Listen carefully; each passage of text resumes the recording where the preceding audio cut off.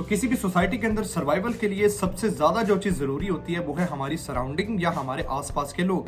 और हम बचपन से ही अपनी फैमिली के ऊपर जिस तरह डिपेंड करते थे, by the passage of time हमारी जिस तरीके से ग्रूमिंग होती है या हमारी इमोशनल कनेक्टिविटी होती है सोसाइटी के लोगों से या हमारे स्कूल फेलोज या हमारी यूनिवर्सिटी फेलोज से, तो हमारी बॉन्डिंग उनके साथ जैसे क्लोज होती है, हम उन पर ज़्यादा डिपेंड करने लग जाते हैं। बट क्या होगा अगर आपको लो फॉर ग्रांटेड ले तो?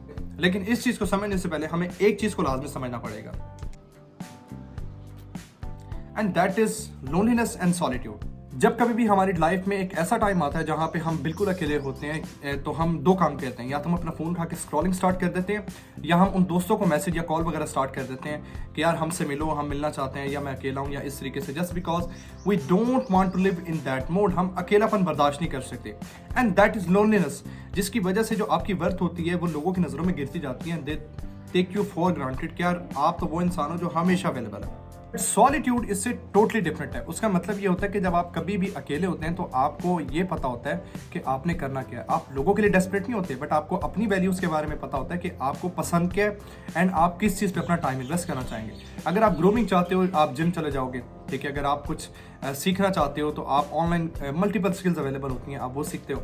या अगर आप पढ़ना चाहते हो then you have so many books, आप किताबें वगैरह पढ़ सकते हो। लेकिन द थिंग इज कि when you define your values, आपकी ज़िंदगी समहाउ ट्रैक पे आने लग जाती है एंड आप लोगों पर इतना डिपेंड नहीं करते जितना आप पहले करते थे। हियर इज द पाथ, आप किस तरीके से इस फॉर्म में आ सकते हैं जहां आप लोगों के लिए डेस्परेट नहीं होते। तो अगर आप अपनी वैल्यूज को डिफाइन करना चाहते हैं कि आप ऐसा कौन सा काम करें जो आपको अच्छा भी लगे और आपको सूटेबल भी हो और आपको पर्सनली पसंद भी है, तो उसके लिए आपको कुछ करना पड़ेगा। सबसे पहली चीज़ तो ये है कि भाई आप खुद के साथ बैठो एंड आप टाइम स्पेंड करो खुद के साथ, एंड आप खुद से पूछो कि यार आप अपनी लाइफ को चेंज कैसे कर सकते हो। इसको छोड़ो, बिल्कुल नैरो हो जाओ एंड आप खुद से ये सवाल पूछो कि मैं आज का जो मेरा दिन है, एक ये जो 24 घंटे का जो टाइम है, मैं इसको कैसे स्पेंड कर सकता हूँ एंड मुझे वो कौन सी चीज़ें अच्छी लगती हैं जो मैं इसमें करना चाहता हूँ। Either it is gym, it is study, it is something, जो भी आप करना चाहो, ठीक है।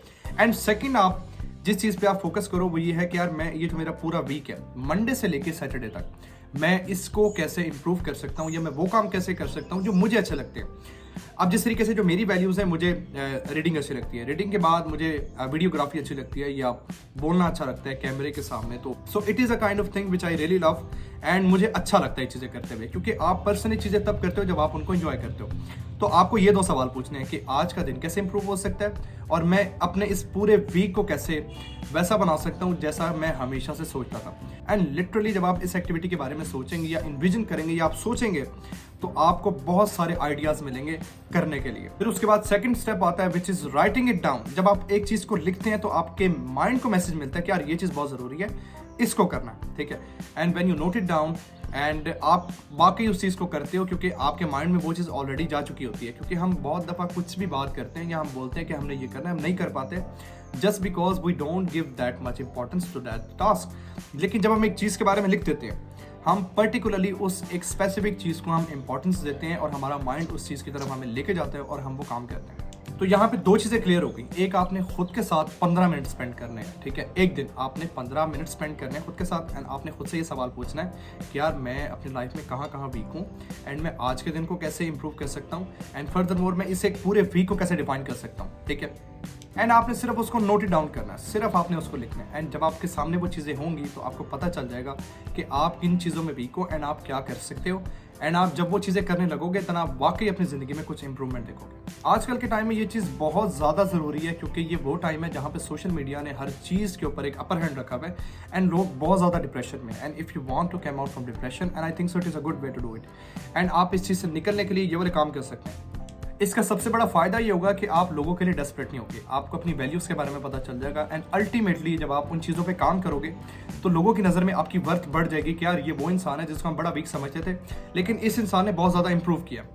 सो that is the video. I hope आपको ये वीडियो अच्छी लगी होगी and if you really enjoy the video, thumbs up. मिलते हैं नेक्स्ट वीडियो में।